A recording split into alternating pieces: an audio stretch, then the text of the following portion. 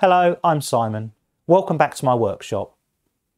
Now, some of you will be aware that I volunteer at my local men's shed, and I've recently been asked by them if I could create some projects for beginner woodworkers. So in this new video series, which I'm simply going to call Shed Projects, we're going to focus on projects that only need hand tools and a workmate. Let's get tinkering. Now, the projects in this video series will also come with a paper guide, so if you want to follow along in your shed, you can use that and it'll have all the dimensions for you to build the same thing that I'm building.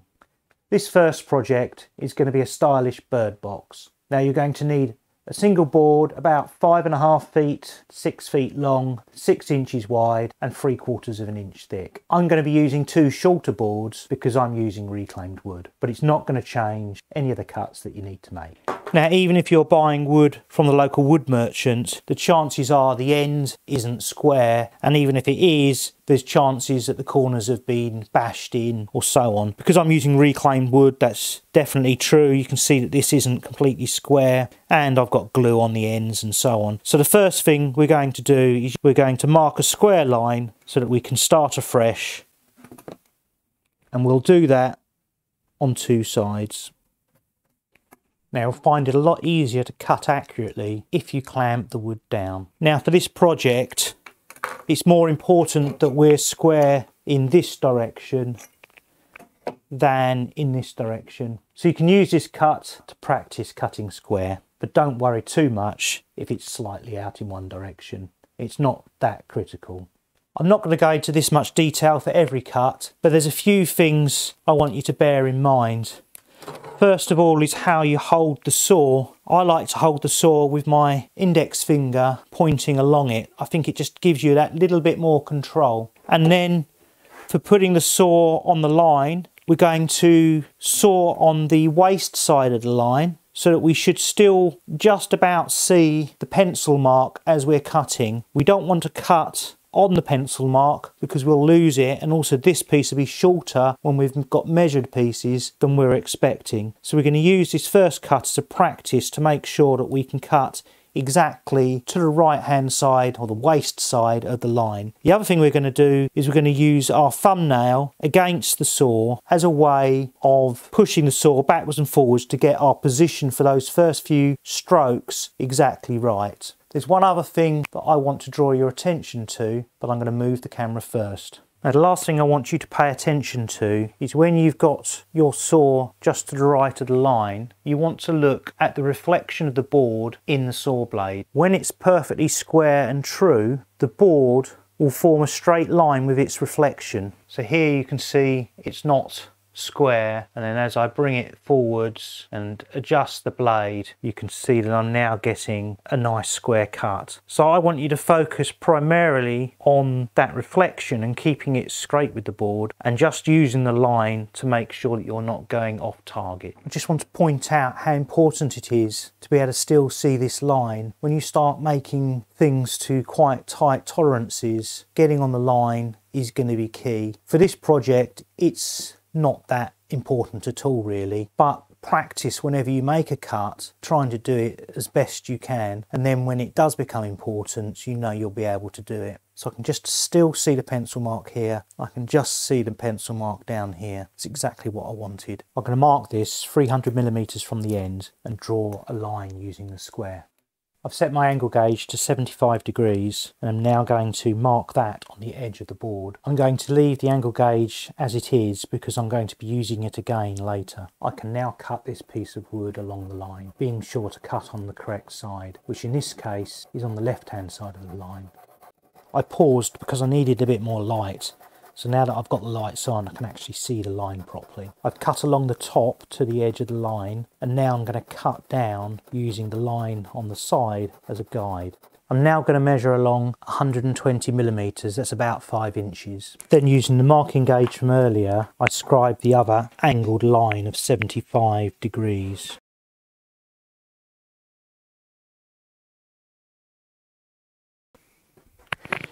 Now you should have one piece that looks like this. You'll be pleased to know that these angle cuts are the hardest cuts in the whole project. So if you've done them successfully, you can do everything else. This is going to be the base. We need to cut it narrower, and that's what we're going to do next. So because every board's different, and the boards you use will be different to the boards I use, this needs to be narrower by at least double the width of one of your boards. So the easiest way to do that is to line it up at the back, draw a line across, then line it up with that line and draw a line across. Now you might want to give yourself a little wiggle room, like say 1/4 of an inch.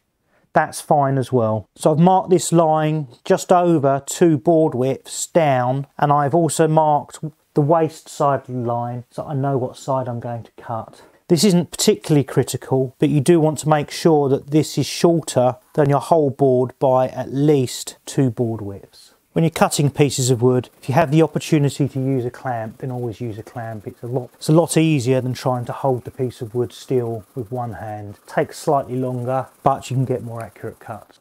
I'm using reclaimed wood, so hopefully you won't have this problem, but you can see that my boards aren't quite flat. There's quite a lot of rocking here. We can get round this. Hopefully yours won't have this problem. The key thing here is making sure that these edge pieces are perfectly lined up so that we can inscribe the length of this board onto the length of the board below.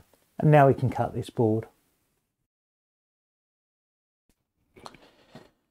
Now it's going to be easier if we mark these boards inside and outside. The outside is the slightly shorter side because we cut this angle here. This is going to be the outside. So I'm just going to put an O on there, and I'm going to put an I on the other side, and I'm going to do the same here. The shorter one is the outside, so this one is the inside. The end with the angle on is also the top. The end that's square is the bottom. Now what we want to do with the end that's square is mark up about 1 board width from the bottom.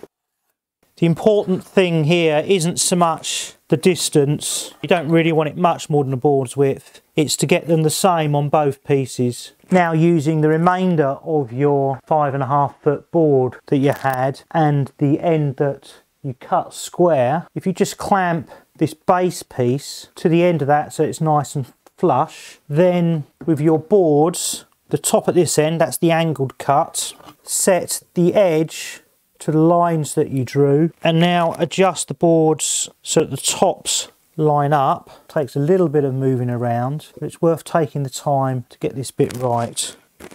So with everything lined up, take a little piece of masking tape and just tape the ends. That'll just help hold them in place. Check everything again to get it right.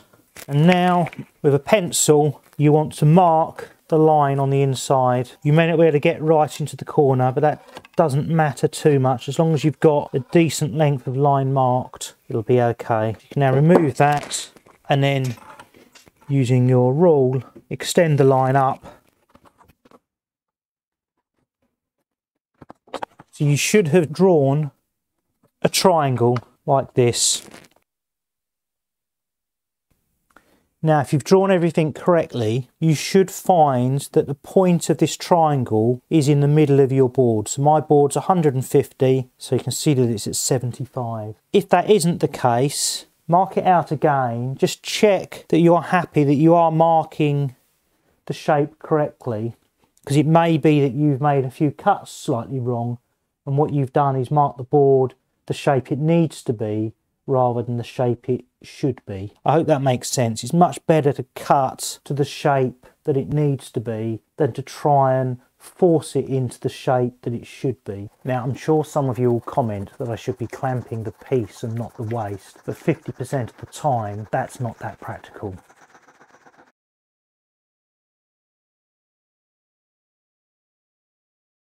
Now you've cut out one triangle, you can use that triangle to mark out the second one. If you're using new wood, you won't have to do the next step, but I need to rub all this down to take off the varnish.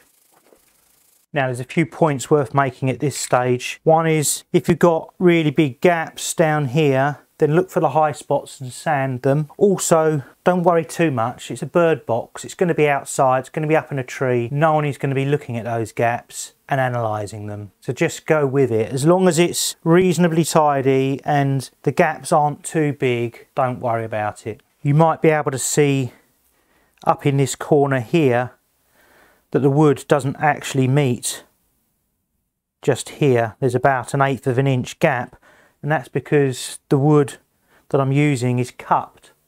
I can't do anything about it. Once it's made, no one's going to notice. So we'll keep that secret to ourselves. Spend a little time trying to work out the best way to use your workmate to clamp the backs to the side. Then take it all apart again and glue it.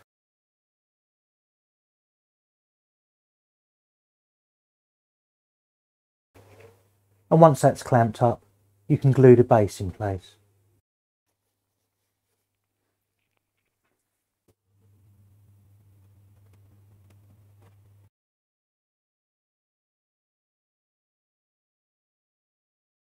Sand the back to remove any glue that's splurged out. Chances are the top is flat but not completely flat, so give it a sand to make it completely flat. Now we need to make this watertight, and up here the water's just going to lay on the top and it'll seep through and it'll get the nest wet. So one option is to use a little bit of capping. This is just a bit of thin scrap that I had, and you can just stick it on top like that. An alternative is what I'm going to do today, is we're going to use the piece we've got left over to make a little lid. So let's cut this out and I'll show you how to do that. Now you might be tempted just to cut the board widthways because it's the same width as this. I don't think that's a good idea because the grain will be going in this direction. I think a strip like this would look better if the grain is going in this direction. So we're going to have to rotate the board this way and we're going to cut it the right length. Now I also think it's quite nice if you have a little bit of an overlap each end. So I'm just going to mark where I think the overlap needs to go to. And now I can square that off. We also need to mark this width, and again I think it's quite nice to have a bit of an overlap. Turn this around so you can see. I'm going to mark on here the amount of overlap that I want. Do it down here, and we'll mark that with a square as well.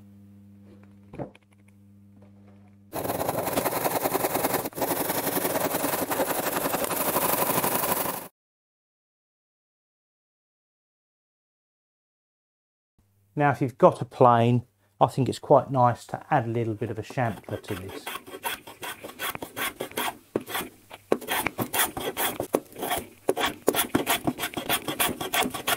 Now I'll do the same on the other side. I'm using reclaimed wood, so I now need to take off the varnish using some sandpaper. We can now glue the top on.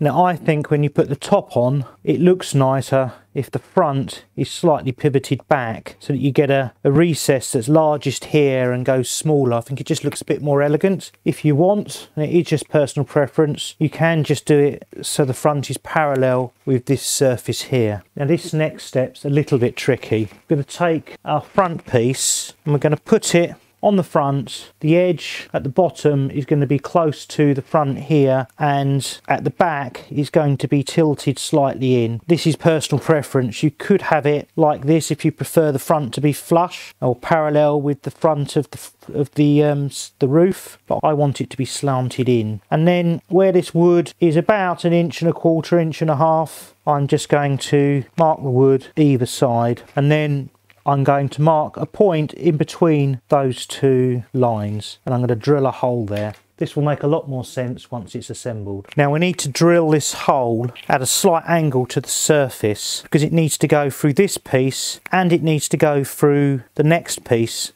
at the same distance. Now the trick to doing that is to drill it from both sides. So we've already marked this side. I'm going to drill this down with a pilot hole to start with. Now I can measure the distance. This is from the top, and I can measure, and it's 85, 86. And I can measure it this side as well, and I can see it's 25. So I will turn this round, mark this up at 86. and at 25, and I'll drill another hole. Now, paying a lot of attention to keeping the drill square, I'm going to drill through both sides. I can now put this piece in. Be careful to ensure that it's in the middle, and holding it in place, I'm now going to drill the hole again. And keeping everything in the same place, I can now put this dowel all the way through both pieces. The dowel can now be cut flush with something like this. If you've got a flush cut saw, then use that. This is just a hacksaw with a wooden handle that I made. The point of that is it holds the front on, and the front can pivot a little bit to clean it out. But if you need to take the front off totally, you can just knock the pin out. Now, we're not finished because a cat could put their paw in there and potentially pull the front off, so we need to secure the base. I'll show you how we're going to do that. Now, I'm just going to mark the position of the bottom of the base on the front. Now, disassemble it by pushing the dowel out, and using a scrap from the project, we're just going to mark the width so we can see where the base comes to. Now we're going to cut a little hole or slot up here, and it has to be very thin really, maybe 1/8 of an inch, like that. So this slot needs to be in the middle of this base, and it needs to come up as far as the middle of these two lines that we drew, which is the edge of the base of the birdhouse. The width of this slot that we need to cut is quite narrow, probably, I don't know, 1/8 of an inch. Now we need to cut out this piece of waste. I don't have any chisels that are thin enough, so I'm just going to cut it out using my Stanley knife. And I'll finish it off with a piece of sandpaper. Now you want to get one of these L-shaped hooks and put it at the top of the slot, and then tighten it down like so. And that's the bird box assembled. This hook, you just turn 180 degrees like so, and then you can open up the bird box in order to give it a clean out in the autumn, ready for the next spring. We still need to put some protection onto the wood. The RSPB recommend you use a water-based, non-toxic finish.